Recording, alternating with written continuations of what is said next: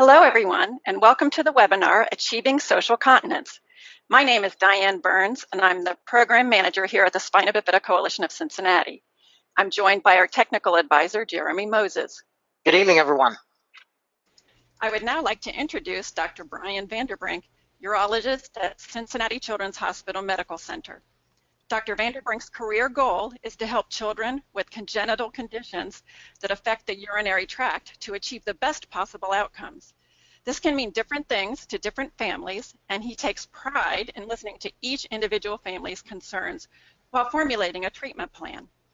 His main goals are to preserve kidney function, work towards urinary control, and provide opportunities to become independent for their chronic condition.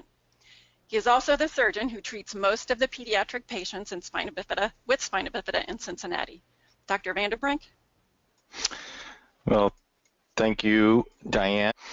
Good evening, good morning, good afternoon to whatever time you are listening to this webcast. One of the fantastic opportunities of this medium is it affords a convenient opportunity for those to learn.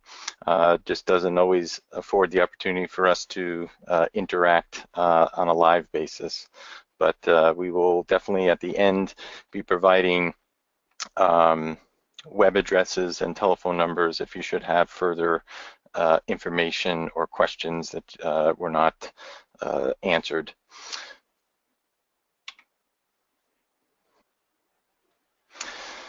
So I'd like to start out by saying I am a pediatric urologist. However, I do not look at the patients I treat as simply a kidney or simply a bladder, but rather very holistic. And the topic of spina bifida is one of the best examples in our multidisciplinary clinics how we address this.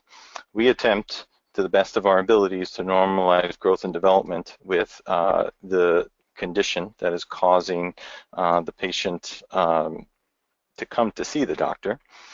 We also strive to integrate into society because this is an important thing as we are watching these children grow and live longer. The topic of tonight's webinar is social continence, and this is going to be tackling both urinary and fecal continence. We'd also like, for whatever treatment plan has been placed, that the patient themselves could be doing this independent if permissible, and providing opportunities for self-management. We hope and strive always to minimize the complications of both the condition and the treatment. And overall, we think that this leads to a full and productive life. I thought I'd start out by maybe doing some basics here as far as what normal bladder function is. The bladder's job is to store urine at a low pressure to avoid the kidney backing up and that are draining into it.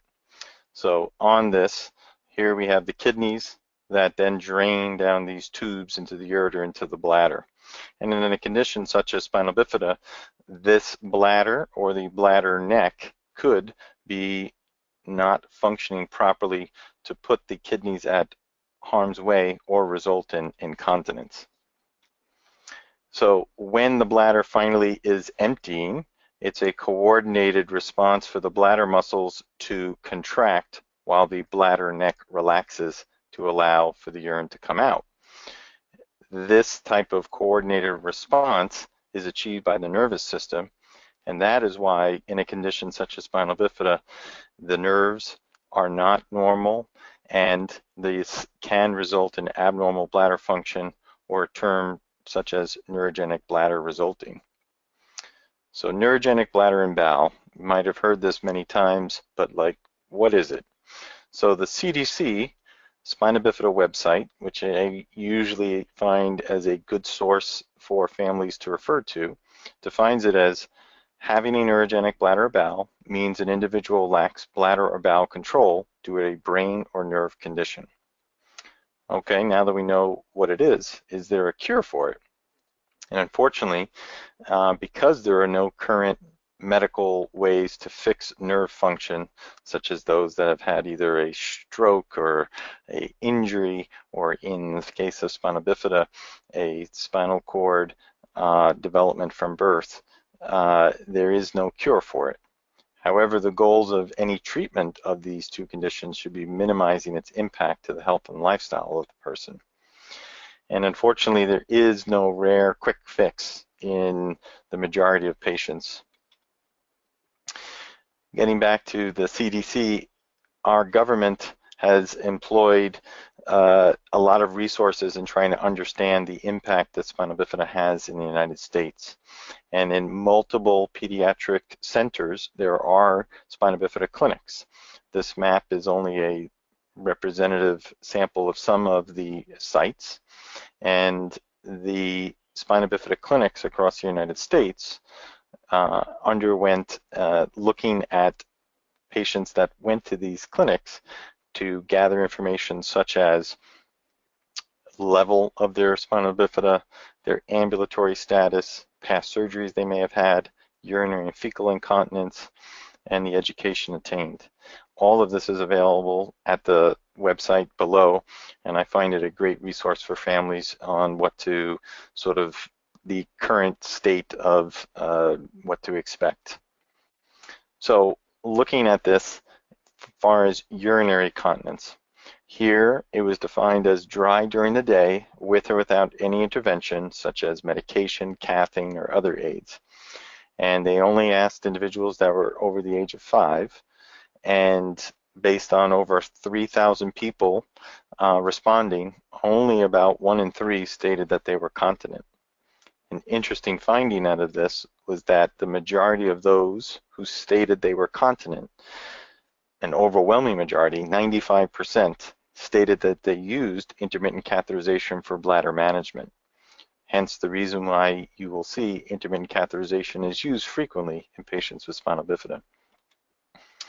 So I thought this may be another fantastic way for the webinar medium to have us here. So one of our first interactive polls that I thought, so we can get an idea of who is our audience, is, are you or your child socially continent of urine? And we'll define this for our webinar here as dry with minimal protection while out of your home. All right, and so we can better understand those of you who are attending tonight, we're going to launch that poll right now.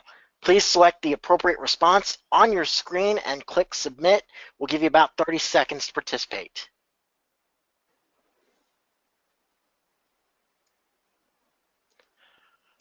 All right. Looks like 75% of you have responded so far. Those of you who have not, we'll give you another moment or so to submit those responses, and we'll close the poll in just a moment. I believe we have the capabilities of still continuing with the presentation while the poll is open. So to keep things rolling, we're going to run back in. I'll have Jeremy tally up the results when we're done. But a corollary for urinary continence based upon the sort of the same registry was looking at fecal continence. And in this, bowel continence was defined here as no event of involuntary stool leakage during the daytime with or without an intervention. So this was either medications, when they write here equipment, either enema devices, cone enemas, Malones, and here the number was somewhat similar, around 30%. But once again, you can see these two conditions are the majority are incontinent, hence the topic of tonight and the reason why we're on. So Jeremy, what's our final tally here? All right, we're closing it now, and the majority responded with no. That's a 56% of the vote, 44% saying yes they are. So back to you, Doctor. So I think that our audience's experience may be somewhat similar to what we are seeing on a national level, that the majority are experiencing incontinence of urine. So as a urologist, and when I'm meeting a family for the first time, there are different goals for the management. If I am privileged enough to meet a family in the nursery, I'm always congratulate them on the birth of their child. I think as a physician, we want to have appropriate diagnosis so that we're not overlooking things, and some of our baseline testing is trying to steer us through that. We're also trying to educate the family about the condition and why urology is an important part. And we initiate therapy as indicated to protect the kidneys. As these children grow older, there are different desires, different preferences, as well as goals. Social continence does take on a much higher priority as children get older. We recommend and perform surgery only if needed to achieve that goal or to achieve, say, independence with self-care if unable to be done utilizing native means. And we're also working towards maximizing socialization, entry into the workforce. A lot of people always ask me, why does it take so long at your doctor's appointments? Why can't we just figure everything out? And hopefully the webinar viewers, if you do have a child or you yourself have this condition of spina bifida, I hope you are trying to grasp the concept that no two children are alike, or no two patients are alike, and no two families are alike. So I strive to individualize care, and I know many of my colleagues in our spina bifida clinic have the same goals. And so treating everybody the same is inappropriate. We do try, where appropriate, to standardize care to minimize the variation that might lead to treatment errors. But I think this is an overriding theme, that care treatment is individualized. So what are these management options? So here's 4 of them. One could just be simple observation and surveillance of the urinary tract. Another might be the use of medications. A third might be catheterizations intermittently. And then a fourth could be surgery.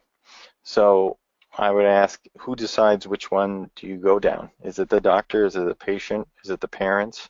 It can be quite confusing and daunting for all parties. Next slide might say, hey doctor, why would you put my baby on a catheterization program? And so I'm going to share sort of 4 separate studies, at least the titles of them, of where there has been, and these are 4 separate institutions.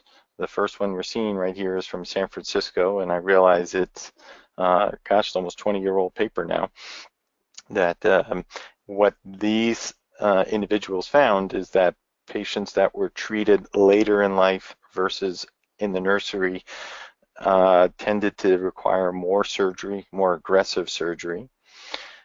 This is a study a little bit more contemporary from Europe that looked at kidney function and found out those who had an earlier start helped preserved kidney function. This is another study from Boston demonstrating that those with high-risk features that were treated proactively had less aggressive bladder surgery. And lastly, this is a study from Houston that showed that the bladder function was much less normal on a observational protocol. So the flip side is, tell me about studies where catheterization may not have been.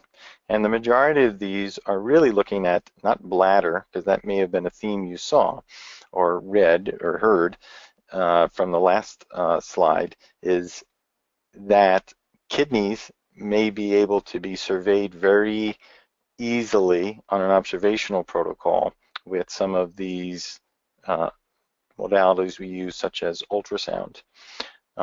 Whereas bladder changes may not be easily identified without a proactive or, for instance, may not actually be managed in a healthy way long term on observation.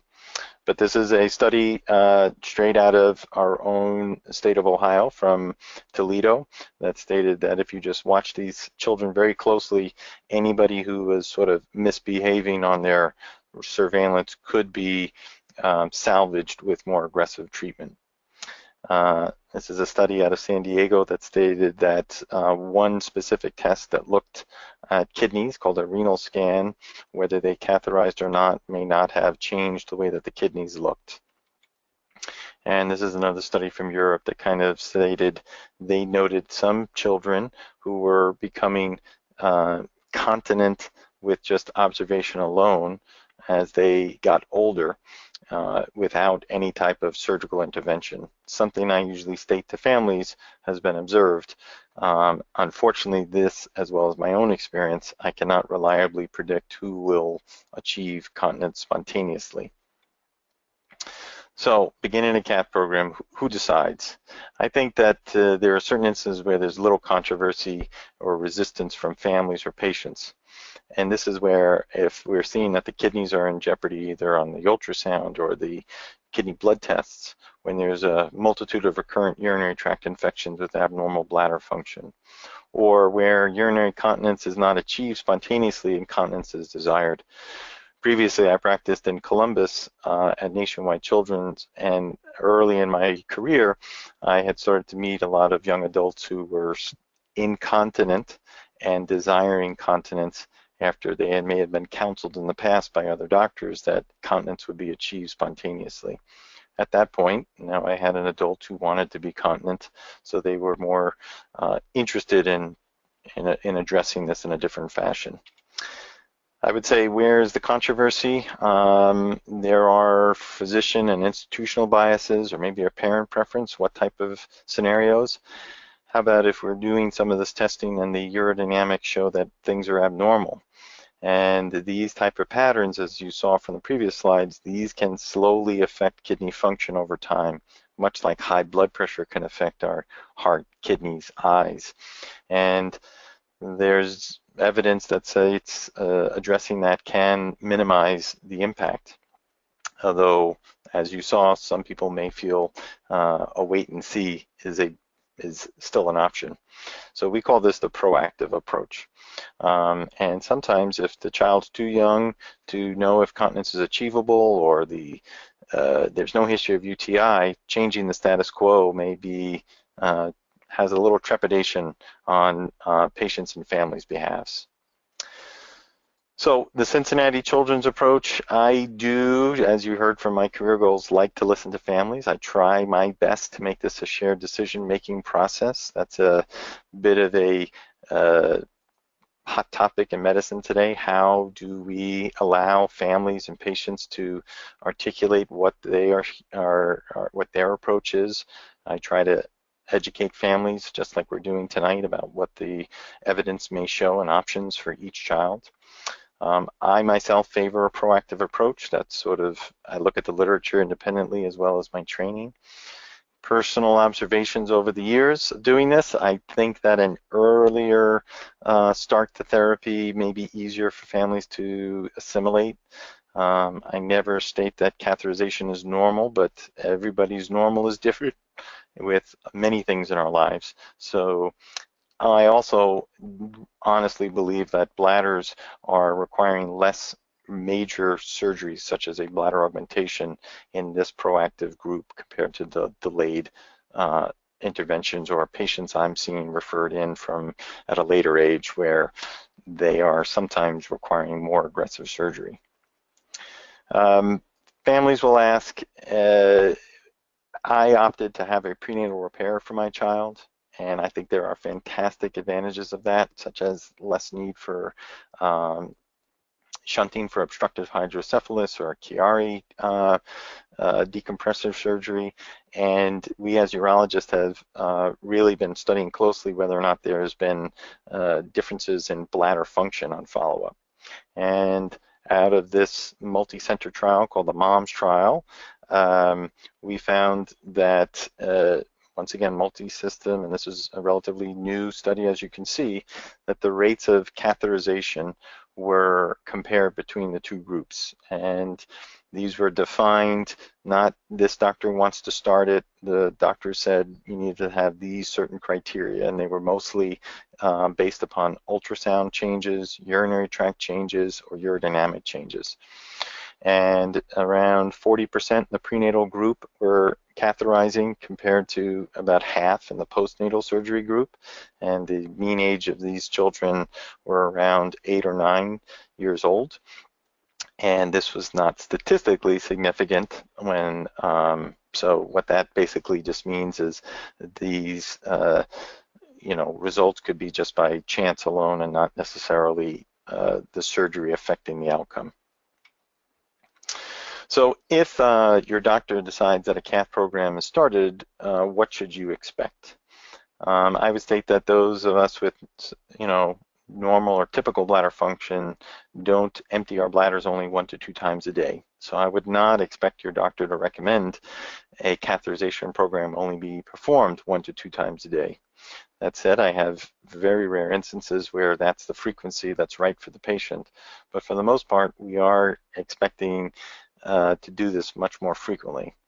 And that's because more regular emptying does pretty much equal better bladder health. Less urine in the bladder can mean less pressure in the bladder and back up on the kidney risk.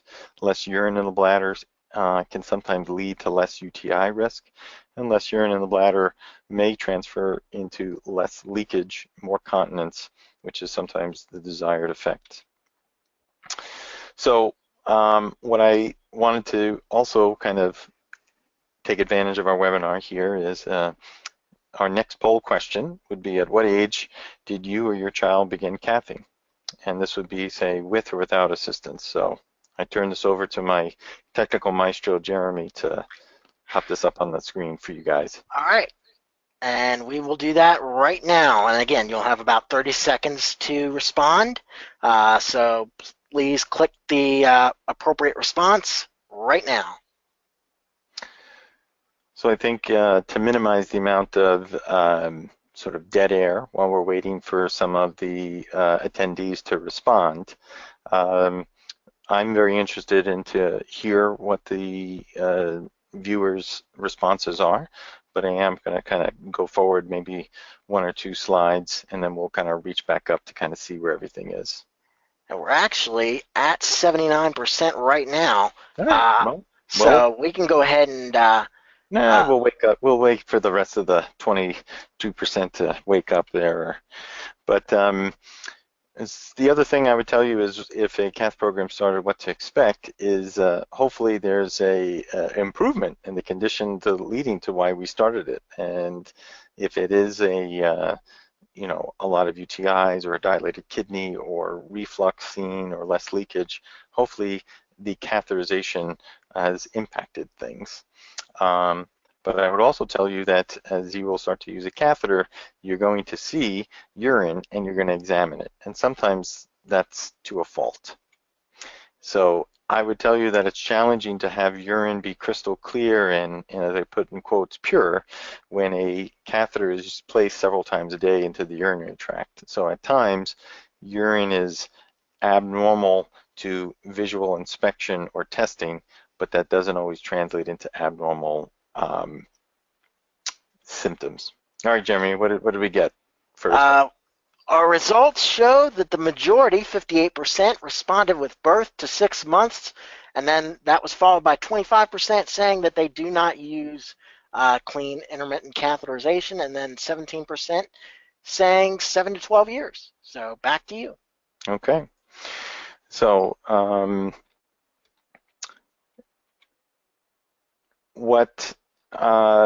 to get back to this notion that the urine, if a catheterization program is being used, is at least on our hands, there's bacteria all around us, and hopefully all of us are washing our hands to minimize bacterial transmission to others and food and whatnot. And obviously with our hand sanitizers, that's another way to do it when we're not near a bathroom. So even though these bacteria are on our hands, we know we're not infected. They're not red, they're not painful. They are sort of symbiotic on our hands. And that's a medical term that we'll call colonization. No matter how hard you scrub or use sanitizer, you are not going to make your hands bacteria-free. So this same notion, can there be bacteria in a bladder from catheterizing that is more colonization rather than infection? So this was an interesting study that was from the University of Virginia, where they had 14 very helpful spina bifida patients who were catheterized that volunteered to have their urine cultured, whether they were well or not, once a week for 6 straight months. So each patient had 26 urine cultures. So if that's 26 weeks for each patient, and there's 14 patients, there was a total of 364 urine cultures by the math. What they found is that 70% of the time, these cultures were positive, but that they found that a UTI only developed 5 of the 364 urine cultures, or 5 times. So what I would tell you is this is one study, and there's many others that kind of point to the fact that the bacteria in the bladder of patients who catheterize may not always translate into symptoms. And so that's why a lot of times we just sort of recommend testing urine if there's a concern of a fever and nobody knows where it's coming from. I don't think everybody would be happy with their doctor if they came in with a cough and a runny nose and a fever, and they tested the urine and told us we had a urinary tract infection. I think in that instance, if the urine culture is positive, it's more likely the change in the symptoms was due to a respiratory illness than a urinary tract. So there needs to be a context of some symptoms to correlate with the urine, because as we see from this one study, 7 out of the 10 times it's positive whether you're, and the overwhelming majority of times the patient is well. So what if this catheterization program alone doesn't fix it, whatever it may be? Well, this is where a lot of times we will use medications. And this is due to the fact that pressures in this bladder, it can hurt the kidneys. As we talked about, the kidneys drain into the bladder, and if the pressures in the bladder are very high, this can make the kidneys work much harder, and chronically over time actually develop into renal injury.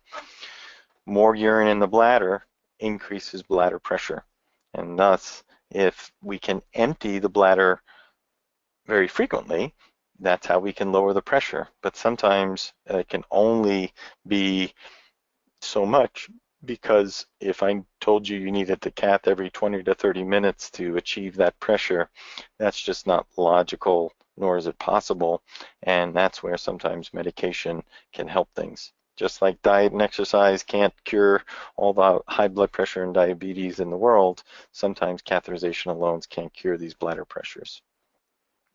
So our next poll question would be, do you or your child use medications such as Ditropan, Detrol, or Nablix to assist with urinary continence?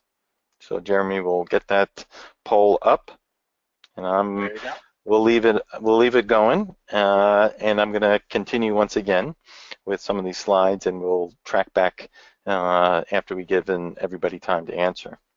So how does the providers lower pressures with medications? So there's a class of medications that's called anticholinergics. So like antibiotics are trying to get against the bacteria and biotic organisms. The cholinergic is the type of muscle and nerves that are present in the bladder.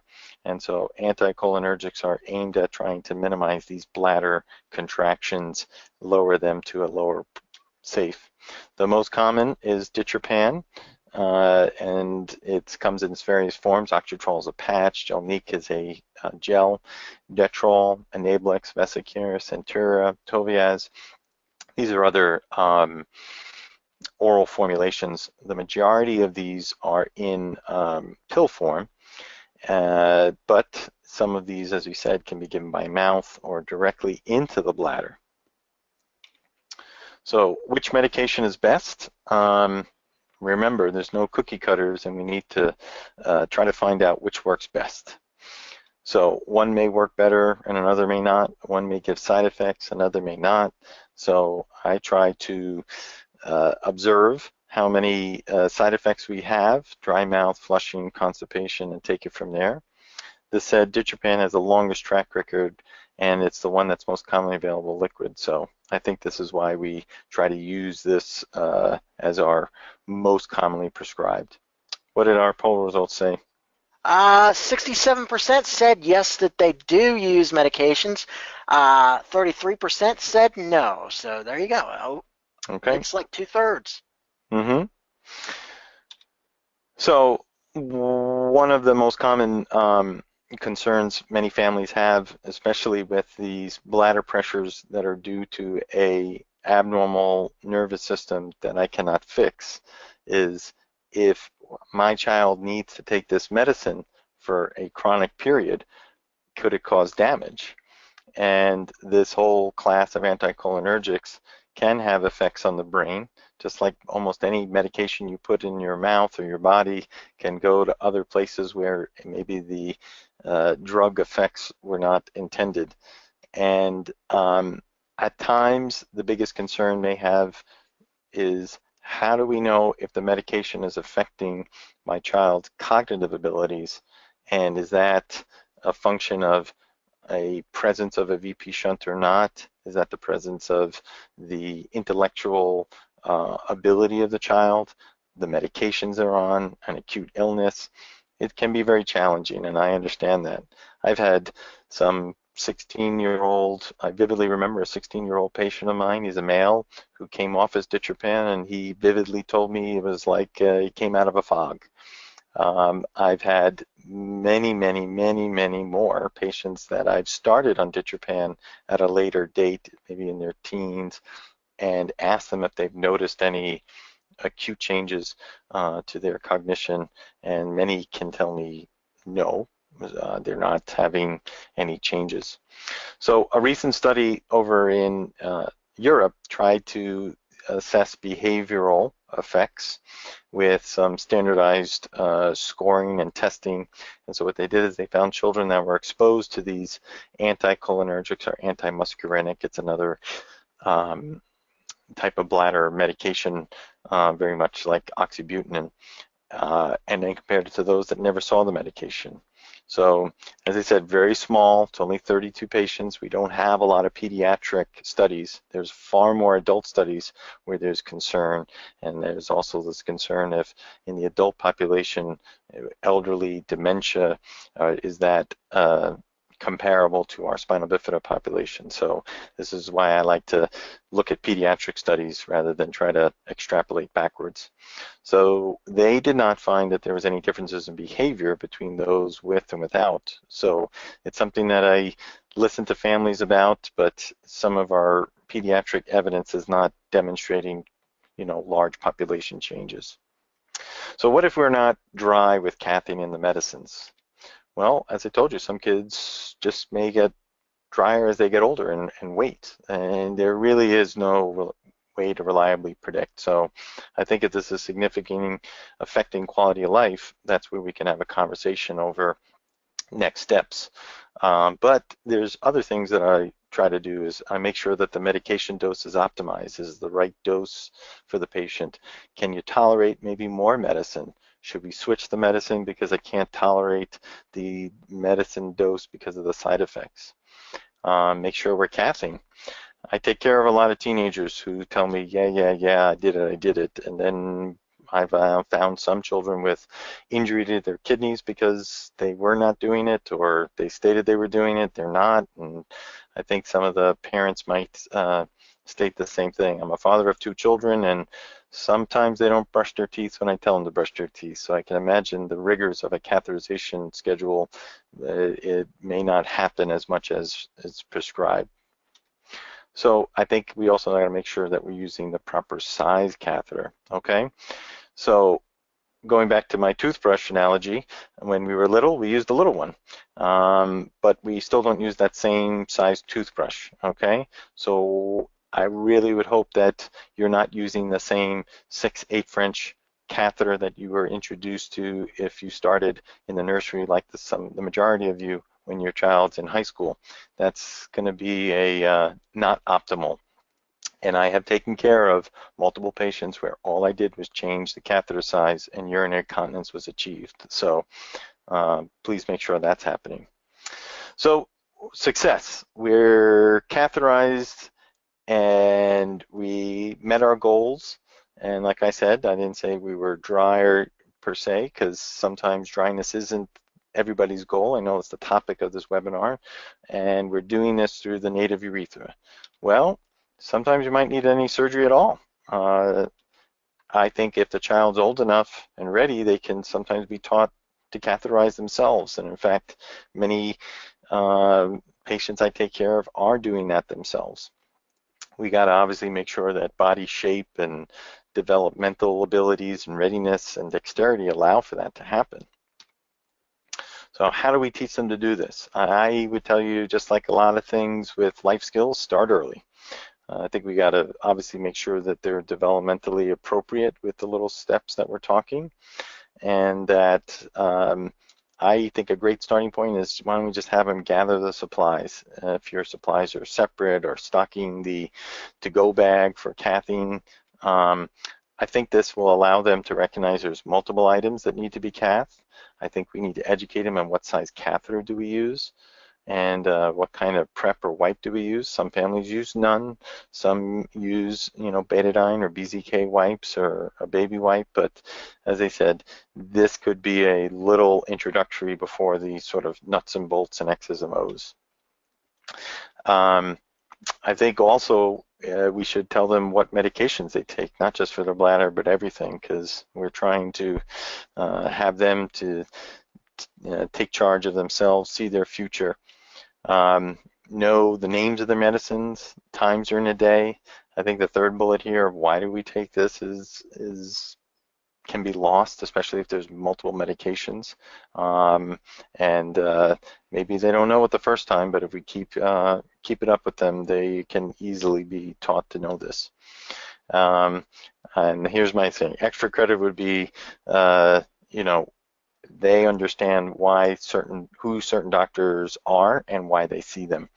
I think it's one other challenge with the patients that see multiple doctors is keeping the parade of white coats the same. Who's this doctor? Why do I see them? Especially on a spina bifida clinic day where there's, a long day and multiple doctors in and out. So, but we can do this. So the fundamentals is, first thing I always tell everybody is wash your hands every single time, just like we said. It helps minimize that bacterial transmission, and just washing long enough by saying your ABCs rather than just getting it wet. Here's a little picture of a patient who's got all his supplies out. May not have something as wide as this in the hospital setting, but I think a lot of families have educated me on what works best for their families. Probably the hardest one would be females. How are we going? I think it is far more easier for males to learn self-cath than it is for females.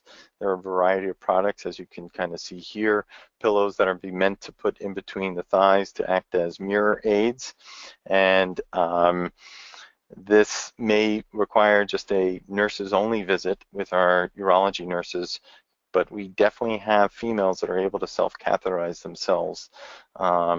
They tend to be more frequently not somebody who uses a wheelchair exclusively, but it can be accomplished. So our other poll would be, at what age did you or your child begin self-cathing? All right, we'll launch that. And real quick, we just want to remind you that if you have any questions, the questions tab is where you put those.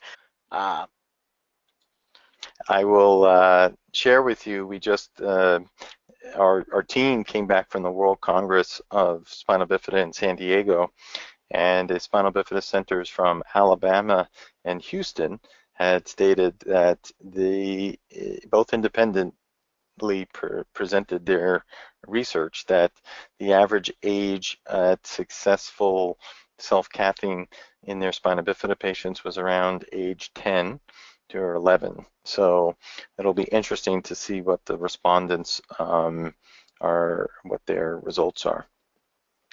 All right, we're at 60% right now. We'll just give you about another 15 seconds or so to respond to this. So close it. Actually, we'll go ahead and close it right about now. And the majority says they're unable to self-cath, 36%, 9% older than 14 years, 18%, 11 to 13 years, 8 to 10 years also had 9%, and 27% said 5 to 7 years. Okay, see, that's because everybody on the webinar may be more advanced than the patients in Houston or Alabama. That's why you guys were able to do it so good at 5 to 7. Well, we'll keep things kind of going here. And what if we're not able to teach them to cath with their own urethra? What are we to do? So we don't despair. Okay, there is a surgical procedure that's called Mitrofanoff, and it is named after a French surgeon named Paul Mitrofanoff. There we go. The appendix is a tube that's attached to our colon, and it is a Urdi tubular shaped. It is not necessary. That's why people can get appendectomies, live full lives. But it is also a fantastic source for a conduit for catheterization with a reconstructive procedure. And Dr. Mitrofanoff back in 1980 presented that he took the appendix, he took it with its blood supply, and then put one end of it here into the bladder. So when the bladder filled, it didn't reflux out. And then this part was brought up to the skin such that the patient could put the catheter in and it could go straight into the bladder. And along those lines, allow drainage of urine. And this really revolutionized the care of patients with urologic problems, because before this, the urethra was basically the only conduit for catheterization. So it revolutionized independence, and it also revolutionized lower urinary tract reconstructive opportunities. How come this doesn't, let me get rid of all my messiness here. How come we don't leak is as the bladder fills, it exerts some pressure such that this sort of pinches this off and we don't end up having any type of leakage. But it also is not so much pressure that the catheter being passed down this green tube here through the bladder wall prevents us from emptying the bladder. I have a little film here. Hopefully it's going to work this time. I don't know if it is. How do we do this? There we go. So it's a little video of somebody catheterizing with the Mitrofanoff located. And then here's another one using the channel that is in their right lower quadrant. There's the belly button. So in the standing seated position, these channels provide a tremendous opportunity for independent self-care or access when the urethra is either surgically reconstructed or just not feasible for independent care. All right, my child doesn't have an appendix because they had their appendix removed previously. What do you do? Well, thank goodness there was a surgeon in Brazil who came up with a procedure that we call a Monty. And what this is that there is, I'll do this again here. There is a segment of small intestine that is harvested and separated, and this intestine is circular and tubular, and what we do is we open it. And as we open it this way, so now it looks like a little square, and now we're going to close this to this, and we do this over the catheter. Now I've made a little tube based upon this segment of bowel is typically only around an inch or 2 inches long, such that it has negligible effects on bowel function with removing it. And then sometimes we need to make an even longer channel, and this is where we take one, and instead of opening it the way we did this way, this is an ingenious operation by a doctor in Indianapolis. We slice down this way first, then slice this way, slice that way, and as you can see, now we've made a tube that is roughly twice as long as the one I can make through here. And this is an advantage in those whose truncal obesity makes it very, very challenging to bridge the distance from the pelvis to the skin. Unfortunately, this longer modified channel, which we call a spiral Monty, carries with it a little bit higher complication rate given its length, and at times the catheter can get lost on its way down to the bladder, but definitely another great tool in the armamentarium of a reconstructive urologist. So problems, the number one complication I would tell you is it's narrows down and it's hard to get the catheter in. We call this stenosis, and this happens probably in around 1 in 5 patients who end up having a catheterizable stoma, whether it's a Malone or a Mitrofanoff. Or you could even leak through it, depending upon whether or not that reflux mechanism is competent or not. Luckily, the picture on the right of leakage through the Mitrofanoff is an uncommon occurrence, around less than 5%, but nevertheless a very disturbing one when somebody's trying to be dry and we're successful through the urethra and we're dry, and then you give them a conduit that makes their shirt wet. So complications can happen, and now turn also to let us know that the colon and bladder are neighbors, but sometimes the colon is not a friendly neighbor. And as such, as I kind of use my trusty pen here again, this is the bladder, and this is the colon, and large fecal burdens around here can push and actually affect the way that the bladder stores, the ability for it to expand, and sometimes induce a lot of contractions to make this bladder very thick. It should not be this thick, and on the cartoon on the right you can see how the bladder wall is less thick. Our hospital emergency room is filled with many children with large volumes of stool that pushes and actually obstructs the outflow of urine. Spina bifida or not, I would tell you 1 or twice a month we see children in our emergency department who are in acute urinary retention. They cannot urinate because of the large stool burden obstructing the urethra, and simply getting this constipation and the impaction freed allows them to have no problems no problems urinating. This same phenomenon may actually be demonstrated by having some families who have zero catheterization problems starting to have new onset difficulty catheterizing. So sometimes you may hear get their bowels under control and their catheterization difficulties are gone. Dryness, how do we achieve this? Well, you need 3 things. I think you need a bladder size that's big enough for us to hold urine for around 3 to 4 hours during the daytime. That's our goal for that.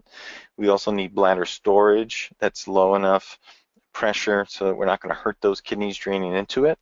Some patients have really large bladders but high pressures, so they could hold urine for 6, 7, 8 hours, but not necessarily safe continence.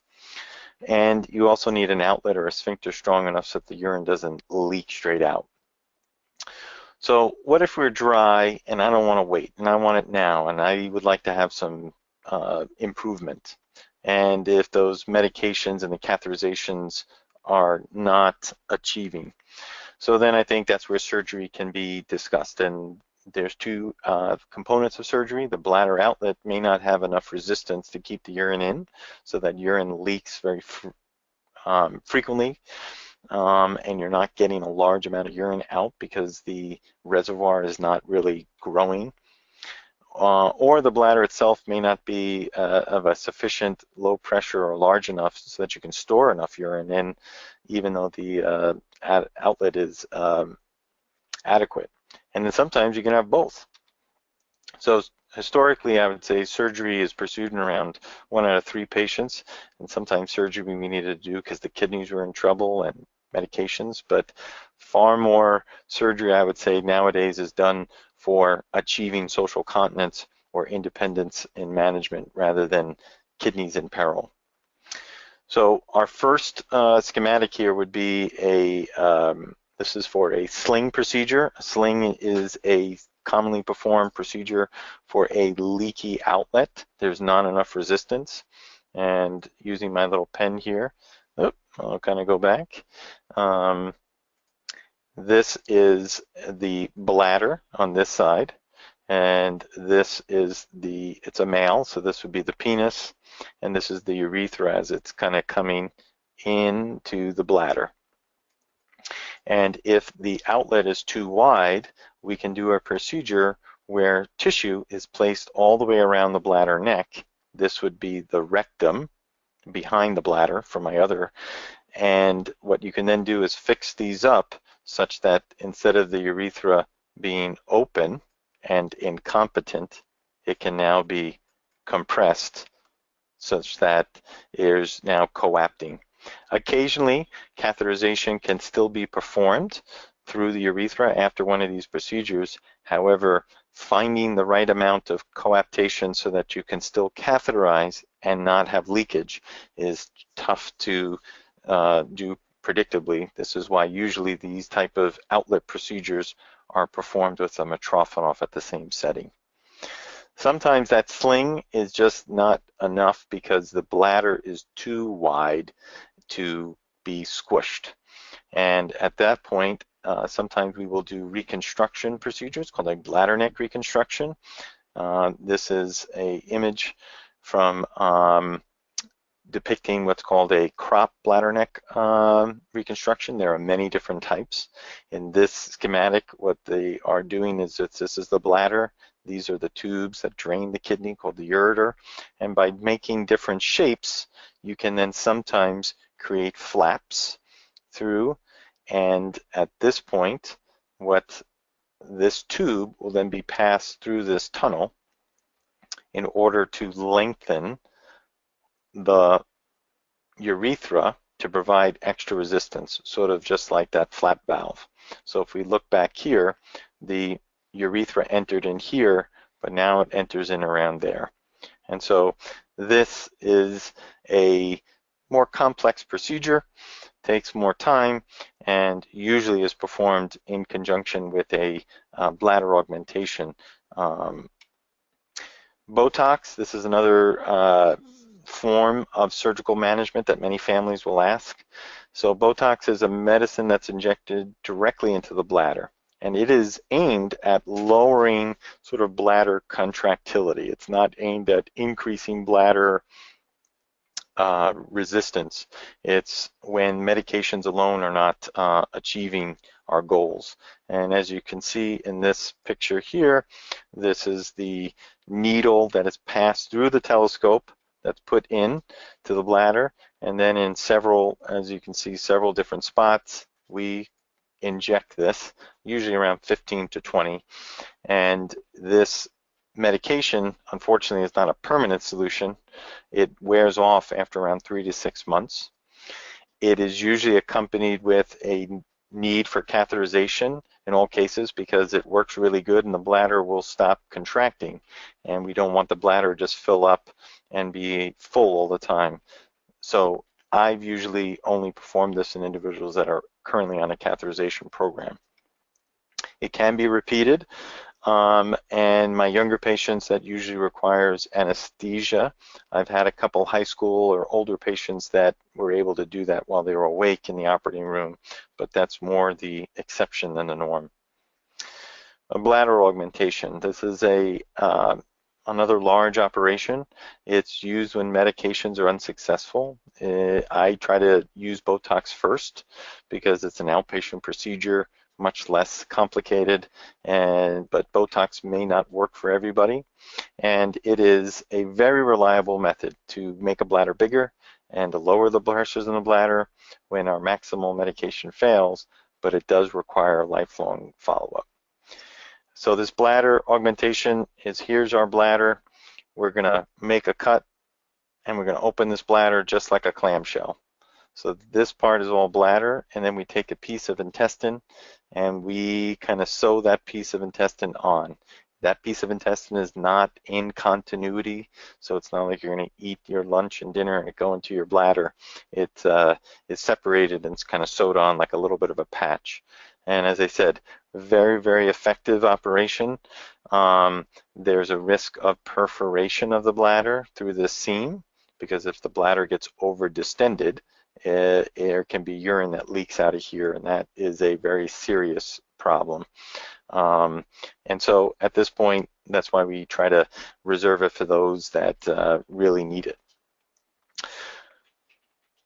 All right, I'm going to switch gears for the remaining aspect to talk about our bowel management for those.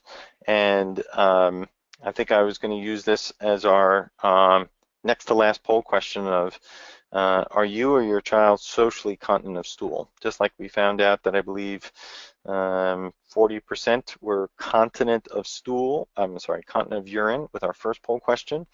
Jeremy's going to put this up right now to kind of, are you socially continent of stool, defined as no accidents with minimal protection while you're out of your home? We're at 85% of the responders, so at this point we're going to go ahead and close it. 64% saying yes, they are socially continent of stool, as defined earlier. 36% saying no. So, doctor, back to you. So it's kind of interesting, once again, compared to that national sample where 30% were continent of stool and 34% responded they were continent of urine. It's a bit encouraging that the providers that are taking care of you are getting better than national averages, but I would say there's tremendous room for improvement. So we're now coming around to another important topic to families and patients is sort of bowel management. And so I would say, like, where do we begin? And first thing is prevent the enemy. Constipation is the most frequent bowel pattern that is seen in patients with spina bifida, and the nerves that are affected due to the spina bifida are close to those same nerves that are affecting bladder function and bowel function. So it's not unexpected that they go hand in hand. So the predominant, as I said, bowel pattern is constipation. So there are a number of interventions that can be used to prevent it. I would tell you the first thing is know whether it's going on or not. Very easy when it's a little baby and we're taking care of and changing a diaper frequently during the day to track. But I think as both these patients get older, finding out the exact pattern of their bowel movements is challenging. So I would encourage a lot of families to track their bowel movements with the time of day and the quality of their stool. I know that on our webinar we do have available here, this is called a Bristol stool scale, and as you can see, a Bristol stool number on this different shapes. This would be your, what I've heard many times, gumdrops, rabbit turds, a whole lot of different terminology. Very hard round stools all the way to liquid diarrhea. And as the composition and quality of the stool changes, you know, that can be logged, as well as the day of the week that we noticed and how many times that sort of occurred, so we can understand, because not every spina bifida patient is a constipation patient. So, and then we can have toilet sitting when developmentally appropriate, and I'll get over to what that is. I have the benefit of working very closely with our colorectal colleagues here at Cincinnati, and I've learned a tremendous amount from these colon experts. Biggest thing that both they and I will tell you is that there's multiple therapies available. Once again, remember, no cookie cutters, and that there needs to kind of be a trial and error approach. You can't just say, you have spina bifida, you need X. I have performed complex urologic reconstructive surgeries for patients who were urinary incontinent, yet had normal, regular bowel movements and required no surgical intervention or anything more than just dietary interventions for their bowels. So I need to listen to families, and your doctors need to listen to you when you are telling them as well. We strive, and I would recommend to start simple and work up to more complex, burdensome. And the goal would hopefully be that the child could be independent with the program that's selected. So first thing we would say is maybe dietary impact. Fiber and fluids are really key. You know, water is good for everything, our joints, our skin, and in the little infants, getting enough water in can be challenging. At times, a small amount of water in between either formula feeds or if you are breastfeeding, it can be a little bit even more challenging with nipple confusion, but that's one way to keep children and patients hydrated. Toddlers, best of our ability, and encourage raw fruits and vegetables. Not every one of my pediatric patients thinks a green vegetable is horrible, so hopefully introducing that, and maybe even introducing, say, a vegetable juice or something like prune juice with another more appetizing juice to the patient or person can help us intake dietary known foods that help with our bowels. So this notion of toilet sitting, what is this? So there is a normal reflex, and that reflex is present in patients with spina bifida. It's called our gastrocolic reflex. And in sort of divine creation, it was thought of that when food enters our stomach, it should influence and you know, stimulate our colons to empty to get ready for the new. So what toilet sitting tries to take advantage of is this natural reflex, such that 15-20 minutes after eating, if with a well supported, if we can sit the child down, potentially there may be natural colonic motility that allows for evacuation of stool in a somewhat predictable pattern. This needs to be a habit. I would state to everybody who's trying this to pick a time that works for you, and it's not going to work on the first time. So just with some trial and error in the patient's or person's dedication and readiness for something like this, this has been effective in many patients that I take care of. But what if that's not effective? What should we do? I think you can consider some stimulants. So types of stimulants are suppositories or laxatives such as Senna. Miralax is a very frequently utilized stool softener in pediatrics, and this is something where we call it an osmotic diuretic, and we're taking days to work sometimes. It's not predictable for maintenance in everybody. It can soften the stool, and sometimes that makes it even harder to push the stool out effectively. And then translating over to what some of you may have heard is like a cone enema. These are high volume irrigations, a little different than the fleet enema we're going to get at the CVS, but some patients even use that. So what is this high volume enema program? And this little, hopefully, my little movie's going to work here. So this little cartoon is trying to tell us what this is. So first we try to do this through the anus, where a balloon is inserted, and the clock on the right is a 24-hour. So we're starting this enema at 6 p.m. at night. With the balloon in the anus, we're instilling this saline. It's usually filled after about 10 minutes, as you can see. And what this does is it breaks up some of the stool on the left side of the colon. And with the patient or the child sitting on the toilet for the next, say, 40 to 45 minutes, some of that stool from the left side is evacuated, as well as the installation. So this takes us about an hour. And then throughout the rest of the day, the stool on the right side of the colon and all digestive juices that are coming through are then basically, we're going to end up going through. And as you can see, now we're back at 6 p.m. So the thought of this is, will we be able to achieve continence in between enemas, such that a bowel movement is produced only when we're doing the enema and not in between. So the burden of this can be high for some families and the time commitment can be high, but this is very effective in our patients with spina bifida and a commonly utilized strategy. So this is why you sometimes see a product. It's called Peristeen. It's basically the same type of balloon catheter that you saw, made by Coloplast. It's something that I know a lot of families are talking about. And basically what this whole process works is the catheter is then inserted, as you can see on the picture on the left, into the anus. And we would put this in and then inflate the balloon, and just like our cartoon, we'd be able to do this.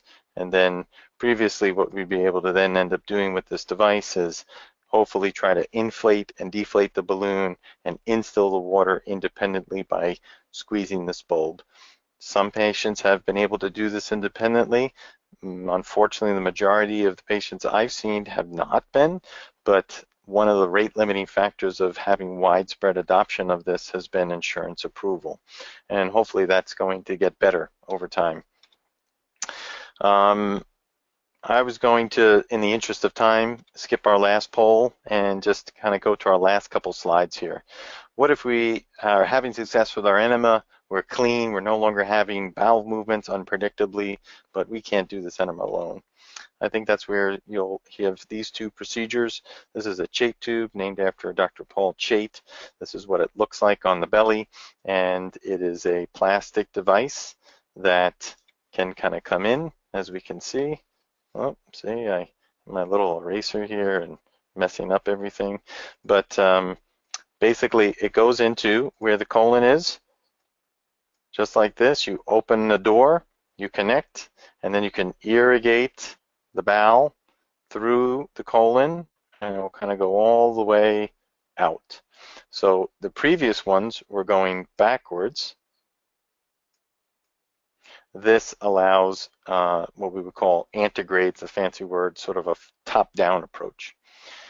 And there's another thing that you may have heard of, the Malone, named after, you got it, another surgeon, Dr. Malone, and the antegrade continence enema, or the MACE, the Malone, a cecostomy.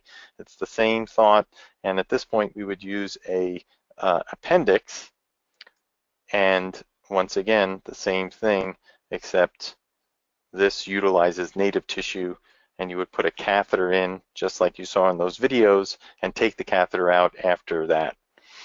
So one has a permanent device on it all the time. One utilizes catheterization. A lot of times I would tell you it's really families' desires of what they. I would tell you though that a Malone should not be performed in a patient with spina bifida until assessment of the bladder is complete, because as you saw, a Mitrofanoff could be a commonly performed procedure, and we don't want to use the appendix for the Malone and not for that. And in fact, in concert with our own division and other colorectal colleagues, we have sometimes used the appendix for both by taking advantage of this ability to divide the appendix, and then this part is used to go into the bladder as the Mitrofanoff, and then this part can be used as the Malone at a separate location. So that can save the patient from potentially doing something where we would need to take a piece of intestine and make a new, like you saw that Monty. So coordination is key. Well, I'm coming to the end of this, and I have been humbled to take advantage of this time, and I've really enjoy what I do for a living. I enjoy having the opportunity to take care of my patients.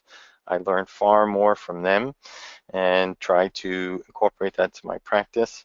I don't do this alone. You say on our left, there may be many faces. This was taken at our Spina Bifida World Congress, and on the bottom right is our collaborative team with the colorectal. This is Dr. Fisher here, and the nursing staff, and Debbie Reeves and my urology nurses, and up here on the top right are my partners in the Division of Urology. So once again, I thank you so much for this opportunity, and we hope to have questions, and there will be different ways for you to get in touch with us, either through the Spina Bifida Clinic or the Division of Urology. And we do actually have a question that came in. I've read that spina bifida patients have to be careful with fiber because it causes impaction, especially when kids are resistant to drinking. Are there principles we should use to determine when we should or shouldn't increase fiber? Also, what is your perspective on fiber supplements versus fiber from food? Are fiber supplements good to use or not? Well, thank you for your question. I think that's an excellent question, and something that I've also heard other families. I think that if we think about it, dietary fiber is our preferred rather than sort of manufactured fiber that can come in gummy format or gummy bars or those kind of things. But I also recognize I take care of picky eaters, and sometimes, as I said, the produce aisle at the supermarket is not the most favorite eating selection. So I do think that natural fibers are better. That's more of a bias. I don't have a firm grasp of the nutritional literature to give you scientific evidence. I think that you probably saw that I talked about hydration and fiber in concert, because you are right. If we give so much insoluble fiber, we may do a great job of bulking up stool to make it maybe a little bit easier to pass and maybe less diarrhea, but that may point to some problems in those that are not evacuating consistently. So as far as a amount of grams per fiber per patient, I will have to actually do a little research, and I will have to get that to Diane so she can maybe put that up on sort of Facebook or website or something, so that other people would be able to know what my research was. So I don't have a good answer for guidelines versus age, weight, and how to look. But what I have learned is that families are keenly aware at certain ages of the bowel habits of patients. That keen awareness tends to digress as children get a little bit older, and as depending upon levels of continence and privacy. So I'll get back to you on that. What is a good ratio of input/output for a 22-month-old? He takes Miralax, he or she takes Miralax 34 grams a day, Ditropan 3 times a day, and 3 enemas a day. Dehydration seems to come on quick.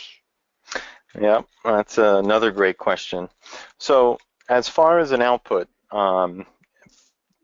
urinary volumes of what to expect change with time, such that we have certain parameters where we expect sort of less than around 2 years of age, less than about 1 year of age, around 4 milliliters per kilogram per hour, and down to around 2 milliliters per kilogram per hour after age 1, and then down to around 1 to half a milliliter per kilogram as the child gets older. So your child was around 22 months old, and I'm trying to remember, Jeremy, if you could read me again what the weight, because that would allow me to understand what the output from a urinary standpoint so I didn't know what the I don't think 22 months, and then I believe you told me what the child weighed. No, actually 25 pounds, she says. Great. So that's roughly around 12 kilograms, because around half. So I would expect for 12 kilograms, using my little cheat sheet formula, I would expect per hour that we'd have maybe around 25 milliliters per se. So 25 times 24 is, I don't have a calculator in front of me. We'll cheat and say 25 times 25 because I know that. That's around 625 milliliters over a 24-hour period. And that's just urine out. I mean, if a child is having other types of losses such as diarrhea or vomiting, but so if that's what we expect should be quote unquote the typical, then input would kind of, you'd want to kind of match that. And that may not be a direct one-to-one liquid intake because you're going to get some hydration from foods that are eaten. I think that the volumes that you're going to get from some of the medications that are liquids, given his weight and age, are not going to be substantial. But I would expect, given the parameters that you gave me, to kind of expect urine volumes that much. And some children, they make a lot more urine, either due to medications or due to kidneys not possessing the ability to concentrate urine as much.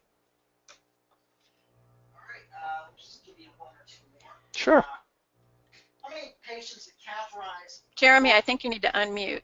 Oh, I do. You're right. Sorry about that. How many patients that catheterize report cathing as often as recommended by the urologists, and how does it affect continence? So how is urinary continence affect continence? Is that, I'm sorry. How many patients that catheterize report cathing as often as recommended, and how does that affect continence? Oh,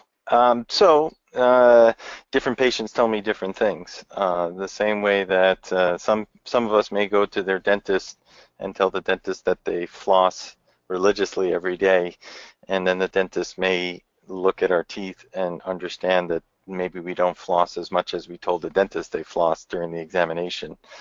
So I can identify through some testing whether the response of catheterization is going the way it is. There could be other reasons why testing is abnormal, and if it's not due to non-compliance. I have some patients that are quite frank and they say, you tell me to do it this way and I don't do it that way.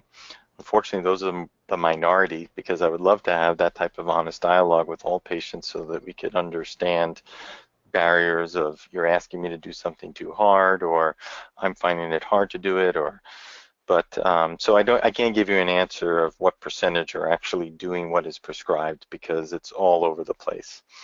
As we talked about, I have personally on multiple occasions seen that increased compliance, or shall I say increased frequency of catheterization, has achieved the goals of either improved ultrasounds, improved infection rate, or improved urinary continence in at least over half of the times I've made that recommendation. So that's a direct correlation. And as I said, sometimes catheterization alone isn't the solution, and it might be medications based upon the way that the bladder is behaving. All right, let me make sure I'm not muted this time. I think we're going to call it there. So Diane, over to you. Thank you very much, Dr. VanderBrink. There was a lot of weighty information in there. I think it's going to take some people some time to process it, and maybe looking at it, the video again that you will receive after this closes this evening. If you have other questions, please email me at dburns@sbccincy.org. If you did not get a chance to peruse or download the handouts for today's webinar, Dr. VanderBrink has provided a stool and catheterization diary for your use, as well as the Bristol stool chart that he presented on one of his slides. And it's under the attendee interface pane on the right-hand side of your screen. These will also be available on the SBCC website with a link to a recording of this presentation in about a week. On behalf of the Spina Bifida Coalition of Cincinnati, Cincinnati Children's Hospital Medical Center, and the Hatton Foundation, we thank you for joining us. Now go create your future.